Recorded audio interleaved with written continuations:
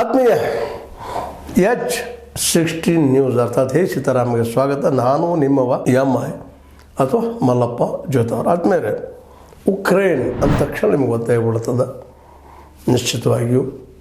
ಇದು ಇವತ್ತು ಪೂರ್ತಿಯಾಗಿ ಜಗದಲ್ಲಿ ಸೋತು ಹೋಗಿರುವಂಥದ್ದು ದೇಶ. ಇದರ ಜೊತೆಗೆ ರಷ್ಯಾ ಕಳೆದ 3 ವರ್ಷಗಳಿಂದ ತನ್ನ ಸುಪರ್ದ ತೆಗೆದುಕೊಳ್ಬೇಕು, ತನ್ನ ಹಿಡಿತವನ್ನು ಸಾಧಿಸಬೇಕು ಅಂತೇಳಿ ಯುದ್ಧ ಮಾಡ್ತಾನೆ ಇದೆ.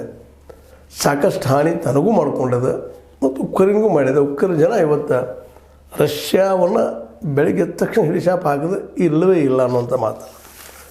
ಯಾಕೆ ಈ ಮಾತನ್ನು ಹೇಳ್ತಾ ಇದ್ದೀನಪ್ಪ ಅಂತಂದರೆ, ರಷ್ಯಾಕ್ಕೆ ತನ್ನ ಅಡಿಯಲ್ಲಿ ಉಳಿಬೇಕಪ್ಪ ಉಕ್ರೇನ್ ಅನ್ನುವಂಥದ್ದು. ಮೂಲತಃ USSR ಅದೇನು ನಾವು ಕರ್ಕೊಳ್ತಾ ಇದ್ದೀವಿ, ಅಲ್ಲಿ ಅದರಲ್ಲಿದ್ದಂಥದ್ದು ಉಕ್ರೇನ್ ಒಂದು USSR ಭಾಗ ಆಗಿತ್ತು.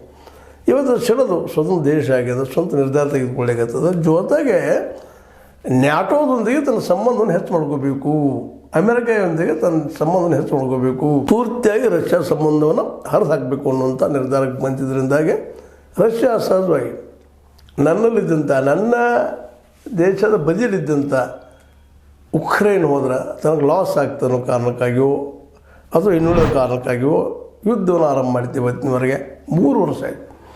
3 ವರ್ಷ ಆದರೂ ಇಲ್ಲಿವರೆಗೆ ರಿಸಲ್ಟ್ ಇಲ್ಲ.